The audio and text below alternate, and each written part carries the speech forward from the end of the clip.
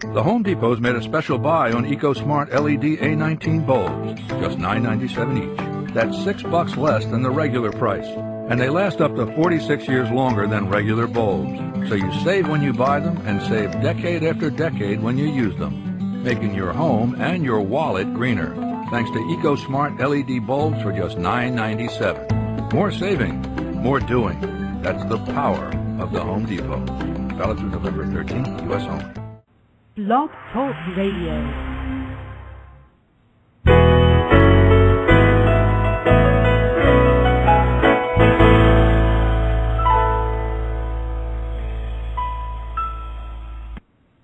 Good morning, everyone. This is Johnny Tan, author of From My Mama's Kitchen, Food for the Soul Recipes for Living.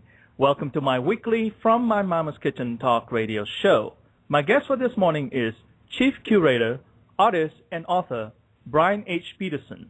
His latest memoir is titled The Blossoming of the World, Essays and Images. Brian and I will be discussing about his life's work in creating an image of the wholeness experience that includes our objective perception of nature and our inner life.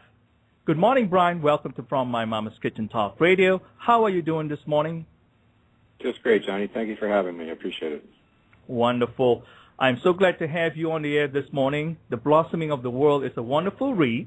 The awesome photographs added a very nice touch of drama to the essays and prose. Congratulations. Thank you very much. Thank you.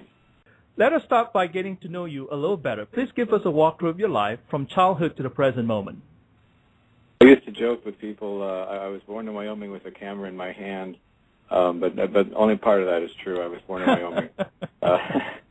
But I was grew up in the West and had a fairly typical, at least on the surface, kind of middle-class upbringing. My father was a scientist, a geologist, and actually a petroleum geologist, and to some degree my early life hinged on where they've discovered oil or natural gas in the West. Mm-hmm. I lived in Salt Lake City for a while. I lived in northern New Mexico. Then my father got sort of tired of the corporate life and decided to take a teaching job at the University of Montana. So we moved to Missoula, Montana, in western Montana, and I lived there for a number of years before coming back east to go to school. I came to Philadelphia to attend University of Pennsylvania, and kind of over the years built a life for myself there. My first love was music, and that's what I initially studied there.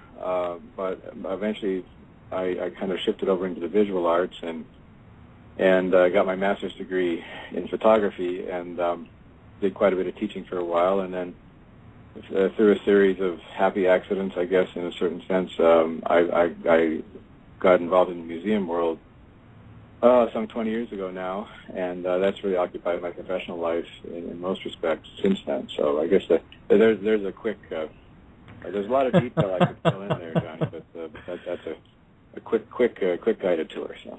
That's wonderful. I know that you have plenty of work in various museums and galleries today all over the country, and that's fascinating, and we'll get to that later.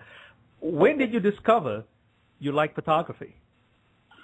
Well, I would say I was in high school. As I mentioned, I was really studying music in those years. That was my, as I say, my first love. But some of the people I was hanging around with in Montana there were interested and involved in photography also, and I got fascinated by it. And actually, one of my music teachers was learning photography, and he took me down in a dark room and showed me how to make a print, and I was intrigued by that amazing alchemy of an image appearing in the liquid, and kind of got involved with it there. But I never really studied it seriously until I came to Philadelphia, and actually I finished my bachelor's degree in music and decided what I really need to do was get some training in photography. So I went to graduate school in photo at University of Delaware. But since I was a teenager, really is when I discovered my interest in photography. Speaking about music and photography, because those are the two traits out of the three that actually is a chick magnet when you're in high school and junior high. Besides being an athlete. You're making me laugh here. I think being the star quarterback is a lot better than being the Cub photographer, well, I must confess, I guess my first marriage, I did in fact invite my soon-to-be wife to the dark room. Yeah. There was no hanky-panky. However, it was all perfectly above board, and I was a perfect gentleman. Yeah, I'll take your word for it, Johnny. I have no personal knowledge of your statement, but if you say so. When did writing come into the picture? Well, that happened a bit later. Of course, everybody does writing in college, but what I discovered as I got more serious about it was that in some ways I had to unlearn a good part of what I learned about writing in college, because the college style of writing is very dry and academic, and frankly, no one wants to read it. And so when I had an epiphany at one point back in the 80s when I started writing little art reviews for monthly magazines in Philadelphia, and then there was a weekly that I wrote for also. And I looked at the other writers in that magazine. I thought, wow, they are writing really interesting stuff. I mean, there's like a good opening line and interesting structure, and it's clever, and it gets my attention, and I need to learn how to do that. So it was really, I guess, practical experience writing for real publications in the world that began to give me a feel for serious writing. And I did do some stringing. I was a stringer for a while. I wrote for the Inquirer and some other more national publications, but I always felt that somehow deep inside there was more that I wanted to say.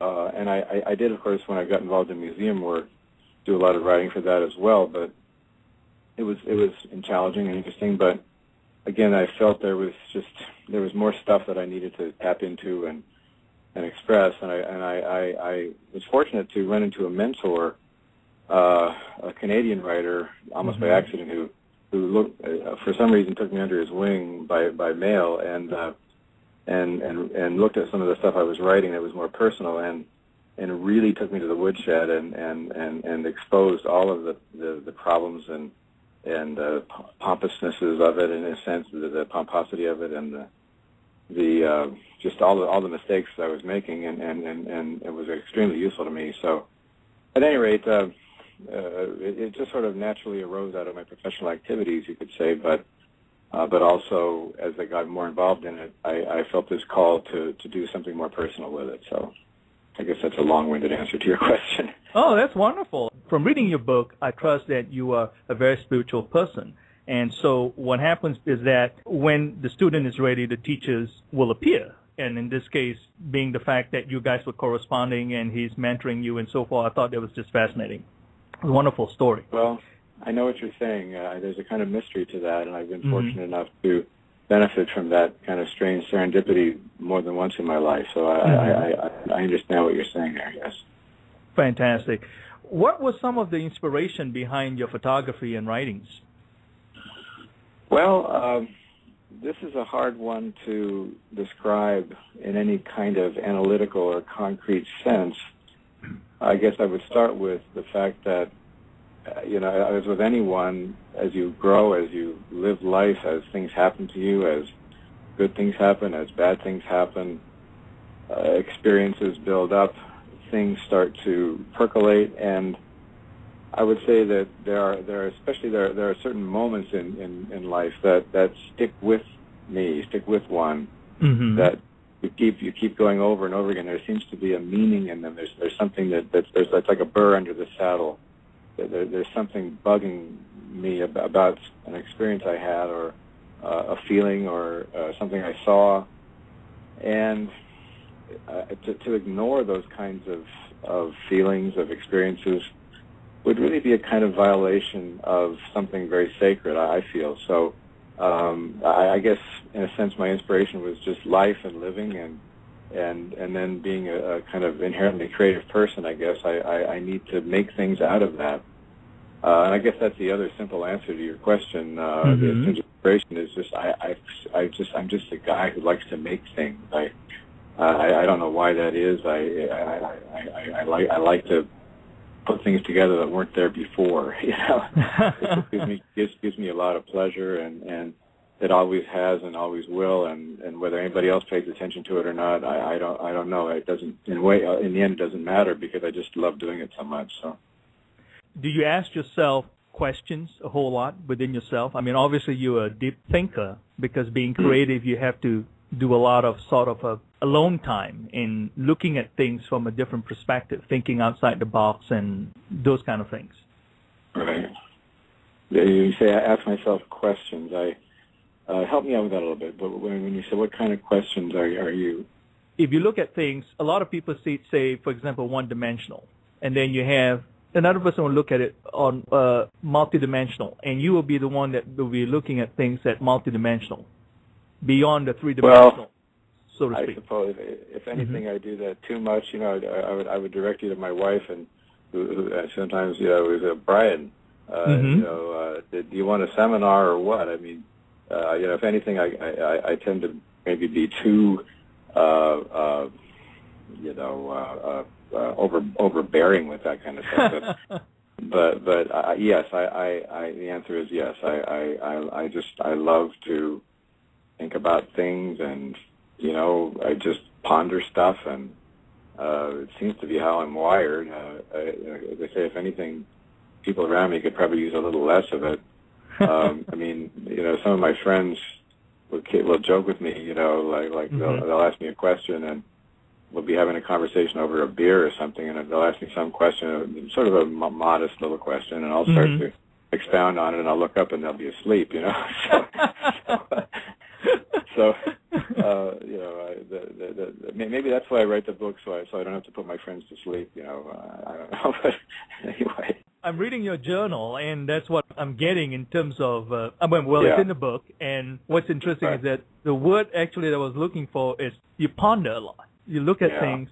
Is that sort of inside the mind? What if this, that? Why? Why is that? It's to some it might be the inner child within ourselves. That's all this inquiring minds want to know, and to some it's the creative side, and so that's what it's all about. So it's just fascinating.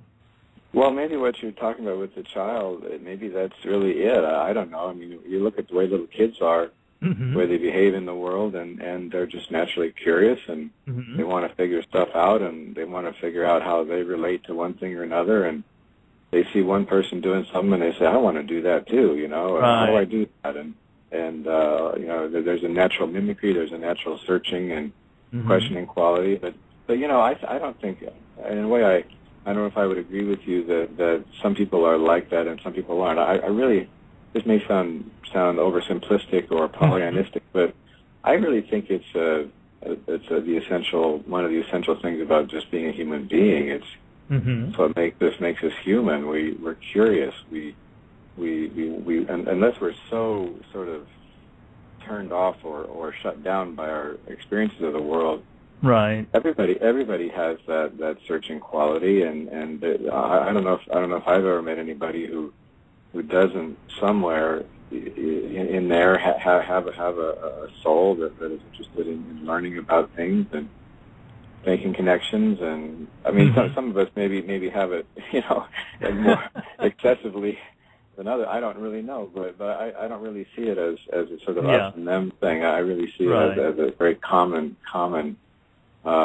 trait of being a human being, So anyway, that's fantastic. I mean, it's true, because some of us tend to kick it up to the power of 10, right? And some of us just take it as face value in some ways. And you're right. Every human being has the innate ability to be creative, to ponder, to think, and so forth. So that's interesting.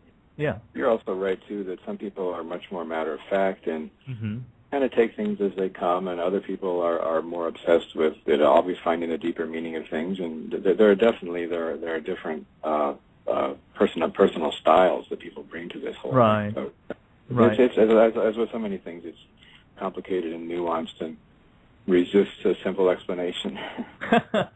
Well, that brings us to this wonderful question. You taught photography for more than 12 years in a number of universities and colleges.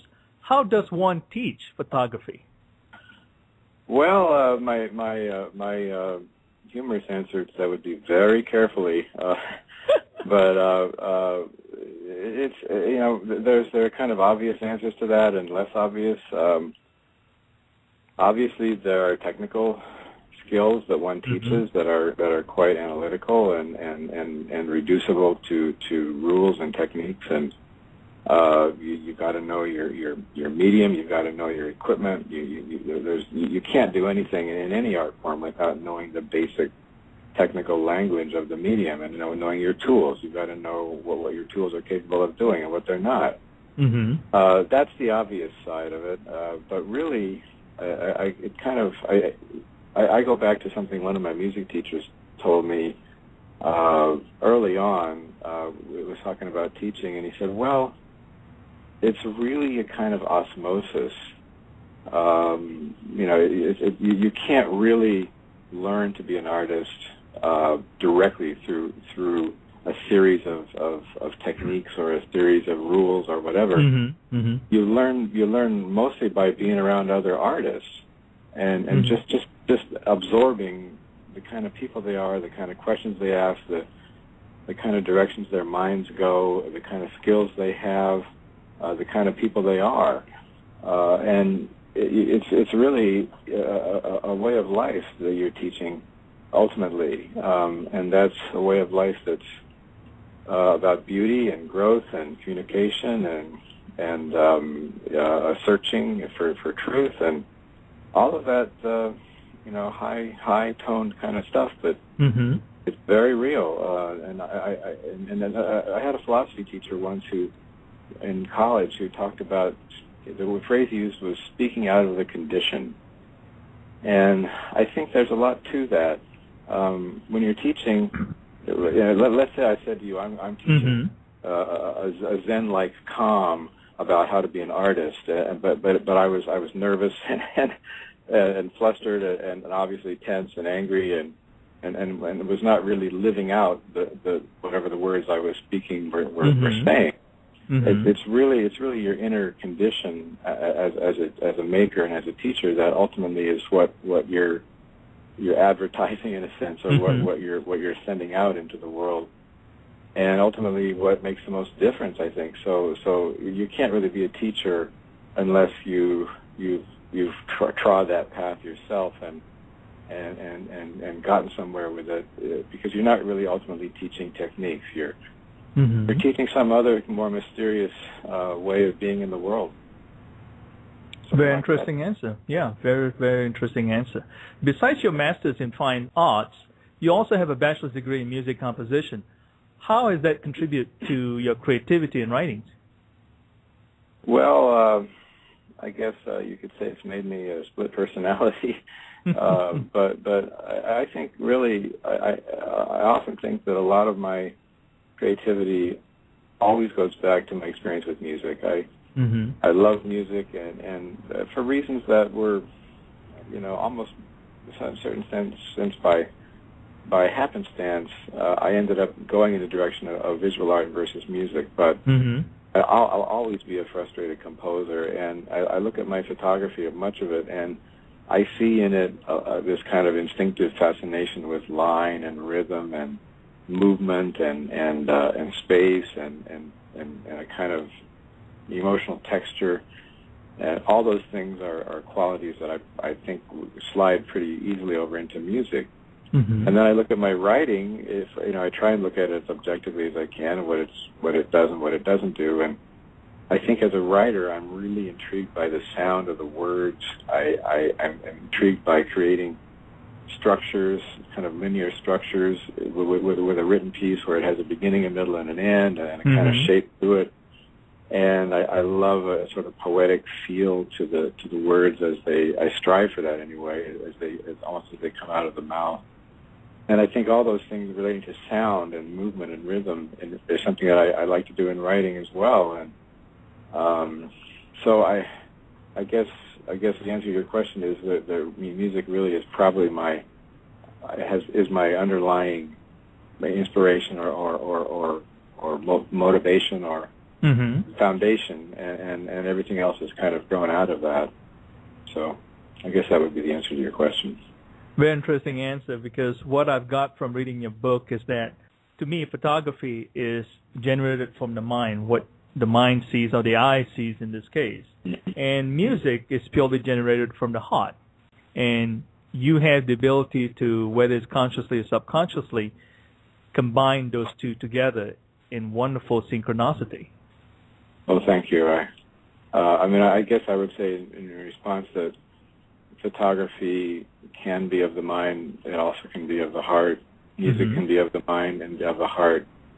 I'm not sure one really has more heart than another, but they're different.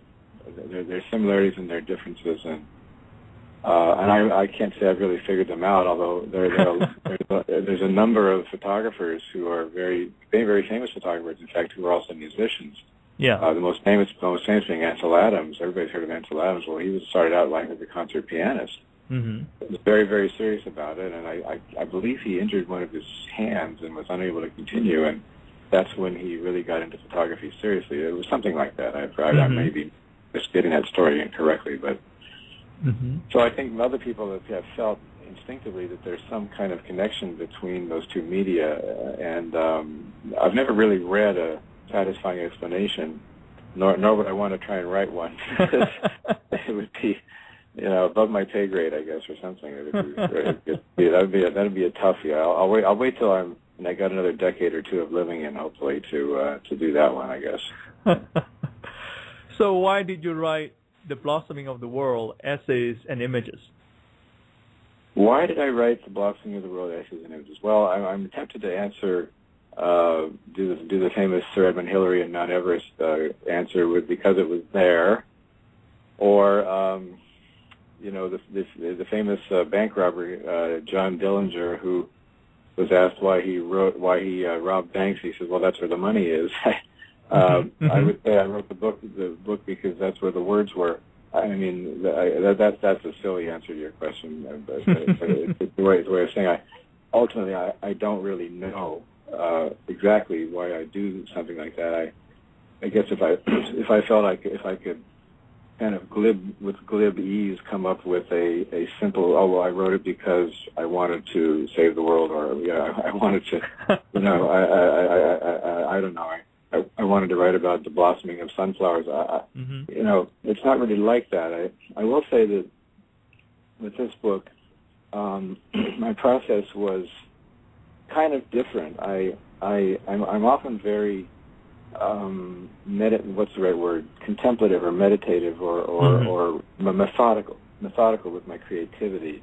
I don't tend to work in spurts. I tend to work very slowly, very disciplined. Excuse me.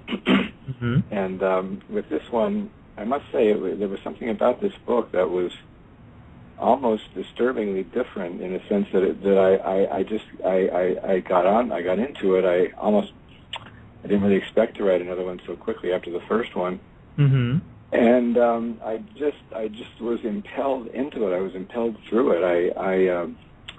I usually when I finish writing an essay or a story, I'm tired and I need to rest. But with this one, another thing would come to me. I'd be writing one. I would finish it. I'd say, okay, now I'm going to take it, put my feet up for a while, and then another idea would pop into my head, and I was right into it again. There was something about this book that had a kind of strange inevitability to it for me. Also, I would say, again, there are certain things that have fascinated me, that have intrigued me, that I've wanted to really tackle. And for some reason with this one, I felt the chutzpah, I guess you could say, the foolishness to actually dive into some of those things. For example, the first sentence of the Gospel of John in the Bible is one of the most famous passages. It has to do. It's in the beginning was the Word, and the Word was with God, and the Word was God. Well, that's a very cryptic and intriguing sentence having to do with logos and thought and the Christ, and that's a heavy duty thing to tackle. for a mere mortal like me. I'm not Thomas Aquinas or something, you know.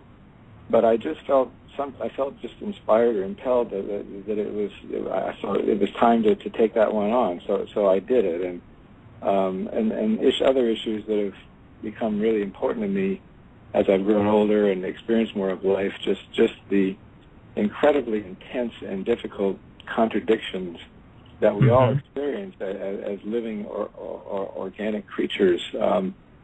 You know, the joy of life and the intense suffering that we experience, and the beauty and wonder of what's around us, but also the horror and pain and death. And you know, life is a very complex and contradictory and kind of beautiful and kind of scary thing. And I felt a need to kind of wrestle with that and not deal with it, not answer it, but dig into it and to see where it would lead me.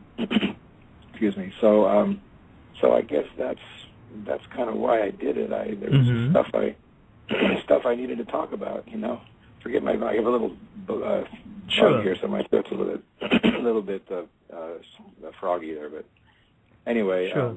So you know, another answer would be I like to tell stories, and it's something that I've kind of enjoyed learning the craft of, and stories that are from life or from my life or other people's lives, and I just enjoy doing that, and so there were some stories that I needed to tell also, some from my family and that sort of thing. So the most honest answer is, as far as why I wrote it, I really don't know. I mean, I don't have an answer, except I kind of needed to do it. So I'm looking at it from a standpoint as well that you obviously journal a lot, and I think that while you're going through the process of living, as life is a journey in itself, you were journaling your thoughts process, and so that's a wonderful touch to it. And your book obviously blends your philosophical view of life at the present moment, as in the moment at the time when you were writing things down, and at the same time, the other side of the creativity side of your brain or your mind and your heart as well. We talk about the synchronicity kicking in. You're able to express the beauty of nature seen through your camera lens in reflection of how you feel. And so that's a wonderful marriage that you were able to do, which is it's a wonderful touch. Thank you. The next question would be, of course, on a daily basis, how do you deal with life's contradictions that's brought up in your book? Well, I guess to some extent I resist the idea of dealing with, quote, life's contradictions. What I'm saying is a simple kind of facetious answer would be I deal with them by saying fasten your seatbelt, it's going to be a bumpy ride. I don't think one really can deal with these problems that we face. You know, there's no formula. There's no simple solution. I do have some thoughts about that, though. I mean, I've been pushed and pulled quite a bit by life now, and experienced quite a few ups and downs, and a lot of the best that life has to give, and a fair amount of the worst also. And I've really come to the conclusion that the only way to deal with this stuff is to dive in. That we're really here. The worst thing we can possibly do is be so terrified of life and its problems that we shut down or we fall asleep. I really think we're here. We're born in this life. We don't know where we came from exactly or where we're going. I mean, we have all kinds of feelings about that, but no one really knows for sure. But we're here now, and we're here to live fully. We're here to experience the whole thing and be awake. And as I say, to me, the worst possible thing is to fall asleep to life, to let all the complexity and the contradictions and the suffering shut us down and close up shop or cause us to live in a kind of state of denial. So to me, I quote, deal with these things personally by trying to let them lead me to a more intense way of just being here right now, just being present, alive and awake and aware and present, and I try and get to that place every day. I don't always make it, but I think just ultimately just being present here right now, you and me here talking, is really what it's about. And in a certain sense, I feel all these problems that we deal with are about waking us up. I guess that's a simple way to. I feel like I'm not saying this very well, but it's a hard question. My answer is you don't deal with things per se. You don't sort of now I figured that one out. I don't have to worry about it anymore. You deal with it every day. You let those contradictions and problems draw you more and more into life, because I think that's what it's really about. It's just being here, being alive. So anyway, that's very true. Very true. It's like the moment you are driving on this road of life and you sort of drift away, life would throw something in front of you to kind of get you back on track. Ain't that the truth? Yeah. So let's just put it this way: as soon as you think you've got it figured out, something will come along to that you say, "Oh boy, okay, I guess I got to," Yeah. So right, the complacency will not last long typically, because there's always something down the road that's going to remind you of these sort of harder realities. So I don't want to be all gloom and doom about it either. I mean, to me, the experiencing of the difficulties of life, the troubles, the pain, the violence, the anger, is as the other side of the coin, in a sense of experiencing the beauty and the wonder. Right. That if I shut myself down out of fear to the hard and difficult things, then when the moment comes when there's an opportunity to experience something incredibly beautiful, I'm shut down to that as well. Right. So they're kind of the two things. You can't have one without the other, I guess, would be. That's right. One way of putting it. So. Well, you speak very well with regards to faith, love, anger, and violence. Do you feel that this is the yin and yang that needs to exist to keep the world as we know it together? Well, these contradictory things, faith, anger, love, violence, I feel it's just the world as it is. And I would say in my experience, there is love in the world. There is intense, beautiful, unconditional love in the world. I have felt that love. I try and feel it if I can be open to it every day.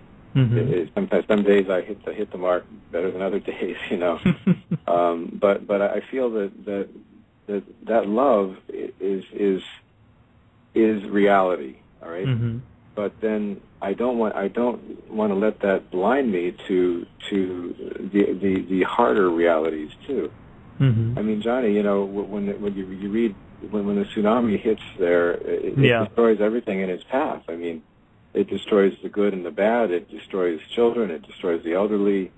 Right. It doesn't discriminate. And as people, we do terrible things to each other, sometimes on a grand scale. They're just horrible, horrible things that human beings do to each other, and you can't paper over that. It's real. But at the same time, the world is just so full of joy and love and beauty and meaning, and being in it is the most amazing gift. And I tell you, when I figure it all out, I'll let you know. Let's put it that way, because it kind of, these contradictions are very real, and they do they kind of tear one apart sometimes. Right. It's a hard. I find that really feeling these things really is a challenge, because it's hard. It's much easier to kind of shut down, or in a certain sense soothe oneself to sleep, because it's a challenge to be awake. It's a challenge to be awake. Let's put it that way. Very true. You put it very well in the chapter titled Ring. You wrote about the story of the ring, as in Lord of the Rings. Yes. As it relates to you. Please share with us your thoughts about that. Well, that story, that little essay was in the context of a larger one I wrote about me sort of wrestling with my own problems and certain ways I was formed as a child, and the fact that there are inherent deep problems that I've had to deal with as an individual, and problems that really made it difficult for me for quite a while to really be creative. And I guess I love those Tolkien stories. I love the movies. I love the books. My wife and I we've even ordered the listening or recorded books CDs for all three of the Lord of the Rings, which is about 60 CDs, and we listen to them all. We love them that much. But I got to thinking at one point that the whole story of the ring, as people have to be familiar with the story, but it's this dark ring that was forged back in the ancient past, and it has this power of binding the world together, but in an almost evil way. It's a controlling shape or force in this mythical universe that Tolkien created. And how do you destroy that ring? Well, you can't destroy it through any direct means. But what you have to do is in the story, you have to take it back to where it was formed. You have to go all the way through this long journey to this mythical fiery mountain where the ring was forged, and that, in other words, you have to go back to the origins of how it was made.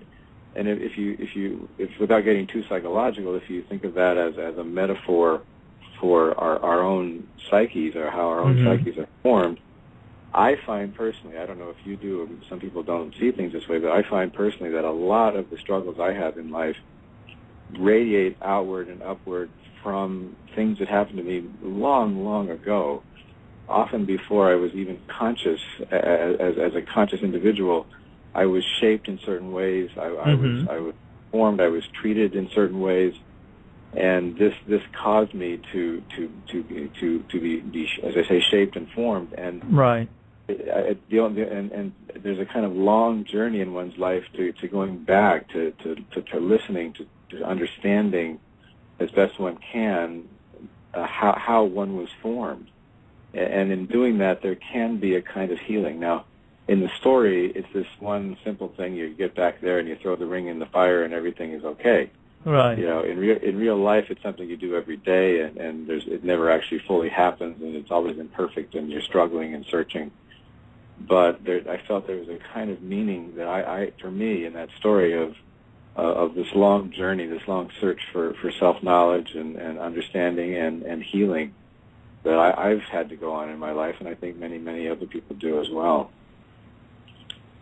You put it in a very wonderful manner, in the sense that every day is a new beginning, and that's why I wanted you to explain a little bit more about the ring concept, because regardless whether you're a night creature or a day creature, there is a point in time in this 24 hours day that we have that there's a restful time where everything shuts down. I'm not talking about our subconscious mind, but our conscious mind. And so it allows you to get back to zero again and start all over. Yes, I see. Yeah, so that's just a wonderful process. Yeah. I think I understand what you mean by that. A sort of daily ritual one can have to calm and get to a place of healing. Yeah. Right. Well, it's infinite in a way, because this is where the math comes in. You can wait once a year and do a self-evaluation. You can do it every minute. You can do it every second, because every moment is a conscious decision. Yes.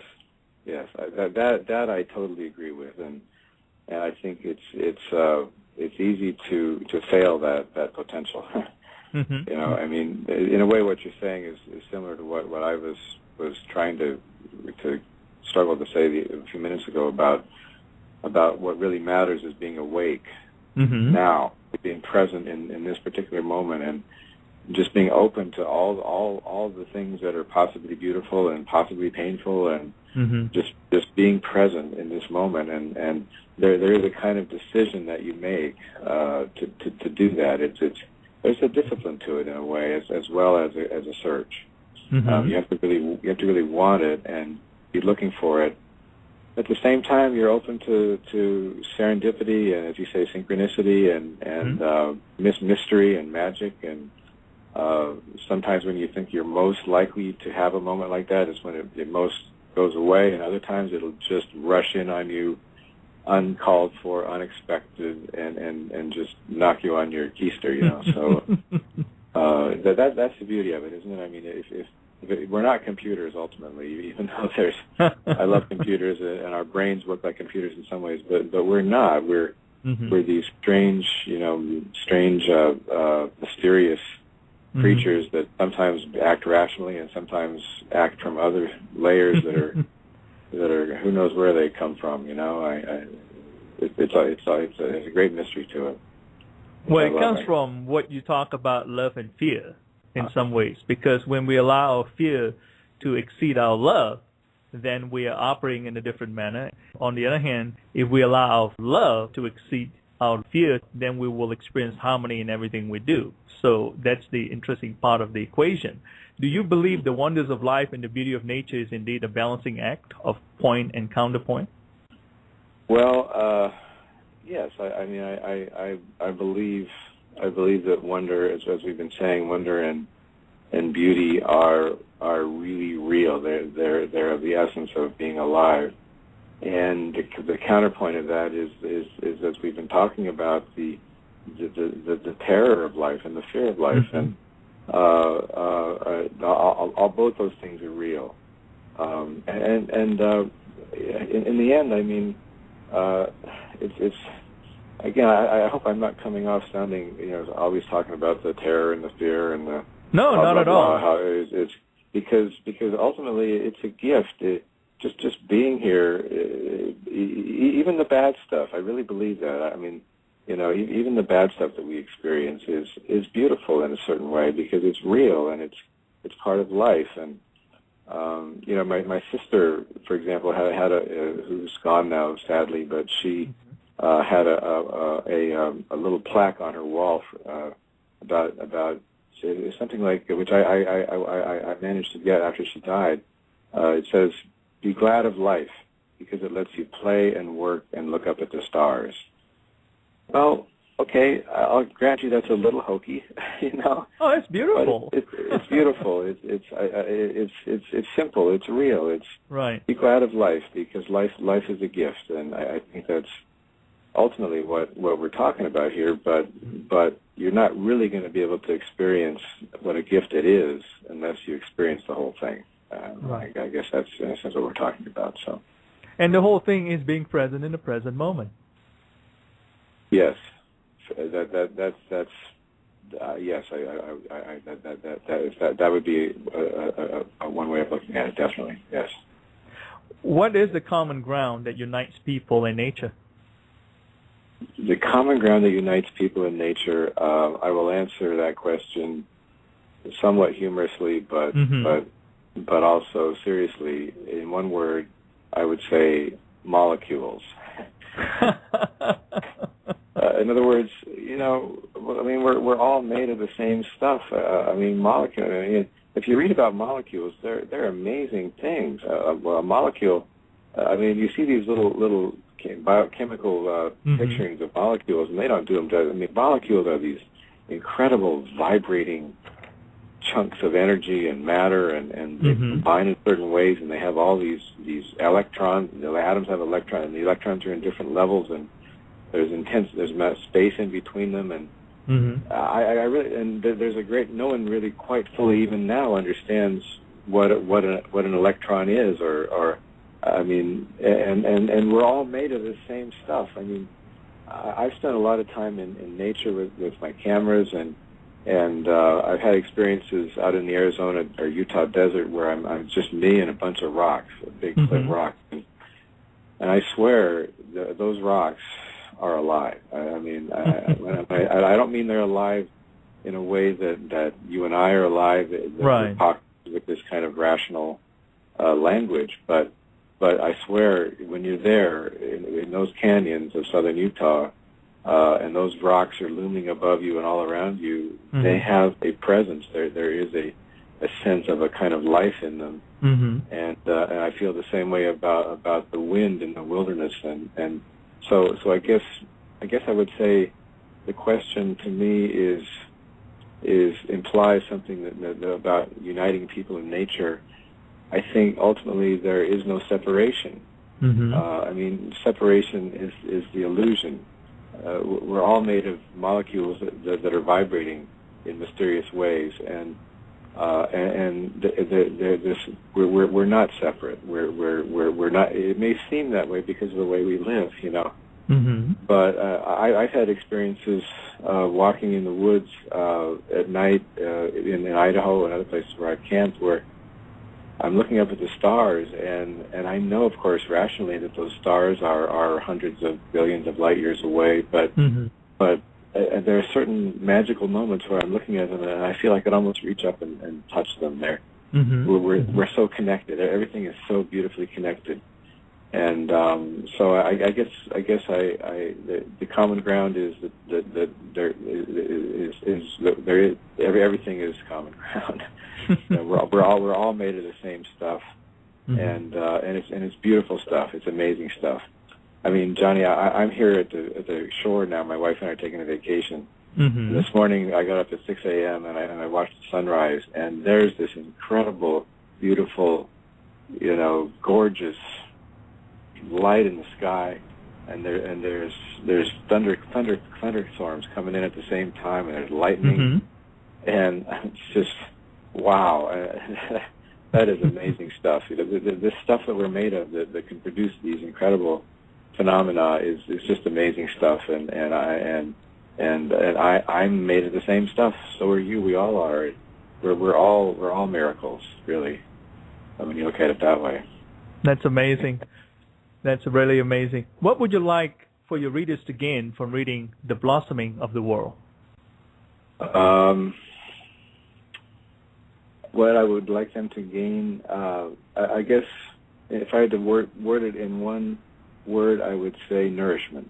And I mean that obviously not like eating a peanut butter sandwich. I don't want them to chew on my book, literally. What I mean is that there's a kind of spiritual nourishment that I have experienced so many times in so many ways that has informed me and stimulated me and influenced me and fed me and really helped me grow into that whatever my potential to be is. And I've always had, as a creative person, always had a dream of being, of sort of giving back as I've received. I've been given so much by so many creative people, both ones that I've known and ones that I've not known personally and physically, but I've known through their work. And I would like to, in answer to your question, my hope is that in some way what I have written will be nourishing to folks in this way. And that's a tall order, I say that with as much humility as I hopefully can muster. That, I mean, for example, when I was studying music, I would sit down at the end of a hard day of school or work or whatever, and I would play a Bach fugue on the piano, and I would be so nourished by that. I would be so centered and focused. That fugue would put me into a place where I knew what was important in life, because Bach had found it, and he communicated in that little piece of music. Well, if I met Johann Sebastian Bach on a street corner or sitting at a bar stool, I wouldn't even barely be able to say hello to the guy. He was totally different languages. I would say Auf Wiedersehen, Herr Bach. So I mean, that's all the German I know. But on the other hand, he hit a kind of commonality almost, I would even say, universality of human experience in his work that continues to be able to nourish people who are searching for the same kind of thing. And I guess that's my dream, my fantasy, my hope that maybe in some small way, and again, I'm not putting myself in the same league as Johann Sebastian Bach, but that in some way something I do can be nourishing, can be useful to people in that sense. Very true. I mean, your book is wonderful. It's obviously spiritually nourishing after reading it, because it makes you think a lot about the present moment and the wonders of the world at the same time, and how we interconnect with one another. And again, coming back to the concept of point and counterpoint. So it's just wonderful. Where can someone go to buy your book, get more information about you, and keep up with your latest happenings? Well, I think probably my wonderful publisher, Tell Me Press, has been really great, and they on their website, it's tellmepress.com, I believe. If something cool and interesting happens, they're always good about putting it up there, and there's a lot of stuff about me there, in my little section of that website. Also, where I work at the Michener Art Museum in Pennsylvania, if there's something going on professionally there where I'm doing a lecture or an event of some kind, or curated an exhibition, there's always something there about it. I also have a personal website, which is brianhpeterson.com, where I have some selections of my work, and it's a bit dated now. I've got to update it, but those are a few places anyway, if people are curious. So, and then you can get the book through Tell Me Press or the Michener, or certainly through Amazon or any of the other sort of major online bookstores and Barnes and Noble and that sort of thing too, I believe. Wonderful. One last question with regards to your book.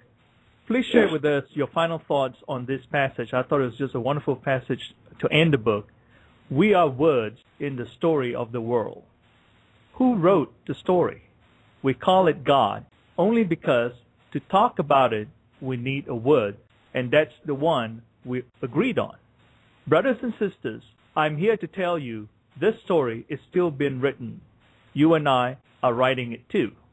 Writing it with our work, our love, our lives. Wow. I guess I'll start by just quickly saying that don't we have the feeling sometimes that all this important stuff happened in the past? I mean, the gospel stories happened in the past, and various other formative stories and experiences of religions happened in the past, and there's this mythical quality about, the past is what's really real, but we're just these kind of ordinary Joes and Janes going about our business, and what we're doing is nowhere near as important as what happened in that mythical past. And I just don't see it that way. That's one thing I was trying to say in that passage, that the world is being formed, is being created right now. We're in the mythical past in a sense. Our lives really can make a difference, and it really matters what the decisions that we make, and that we care about stuff that's important.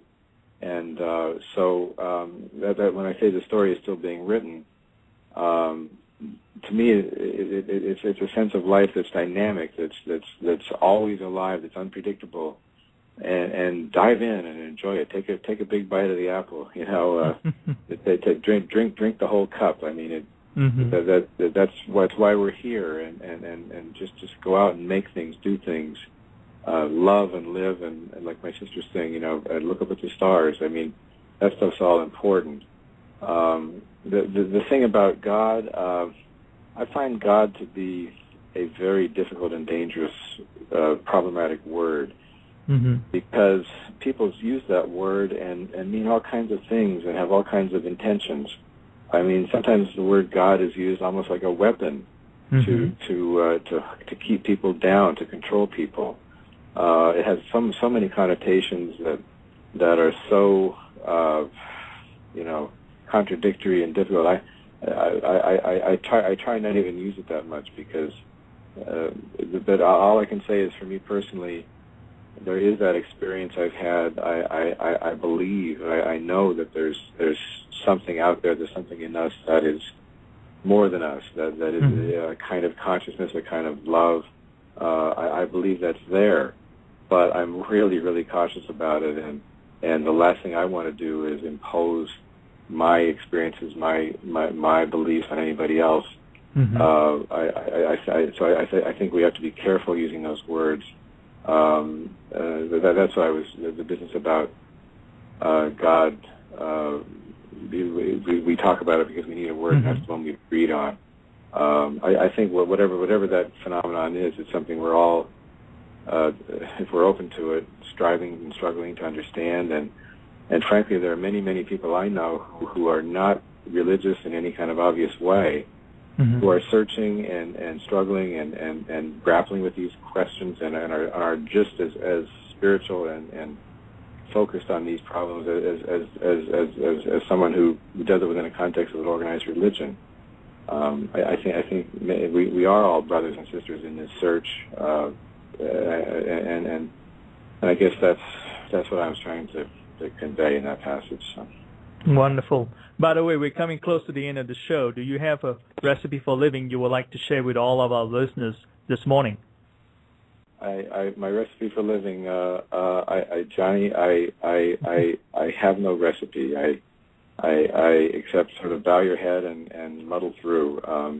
No, I don't really mean that, but my recipe is just simply to, as I've said, as we were saying, to live, to take a big bite of the apple, to do whatever it takes to stay awake, and don't let the problems of life kill your spirit. But if anything, let those things lead you to loving life and being in life all the more. That's a tall order, and I don't have a recipe or a set of rules or guidelines to do that. But I think it's possible, and every day, as we were saying, is a challenge and a struggle to find that, and so that's my recipe. Just do your best to stay awake and live, and look up at the stars and take a big bite of the apple. That's fantastic. That is a wonderful recipe, because being in the present moment, being conscious of what you're doing. So that's fabulous. We got about a minute or so. I do have to ask you this. This is really interesting because we hear a lot about curators and so forth. You are a chief curator. What exactly do you do? Chief curator it's more like what does a chief curator not do? but I've done everything from sweeping the walks to cleaning the toilets to working at the front desk over the years. But no, my job is really basically exhibits. I get involved in exhibit management and exhibit conceptualizing and the endless details of getting the art on the walls. Also, it involves research and study and thinking about art and trying to translate art into language that is accessible to people, but stays true to the subject matter. So it's partly managerial, administrative, and partly conceptual and scholarly. I guess you could say would be a quick answer to the question. Fantastic. That's wonderful, because I mean that's often the question for me personally. If nothing else, I'm always curious about what does a curator do. And, of course, in this case, you're the chief curator. So that's wonderful. Brian, thank you for the great recipe for living that you shared with us just now, and for spending this hour with me on From My Mama's Kitchen Talk Radio. To all our listeners, thank you for being with us. Please join me next Tuesday morning. My guest will be award-winning short story writer Michael Schiavone. His debut novel, titled Call Me When You Land, is about a broken family striving toward repair. Michael and I will be discussing about his life's journey and his debut novel. For additional information about this show, future shows, and to receive a free recipe for living, please go to FromMyMamasKitchen.com. Thank you for listening, and have a great week. Brian, thank you again, and have a great day. Thank you, Johnny. It's been a great pleasure. Thank you. Bye-bye.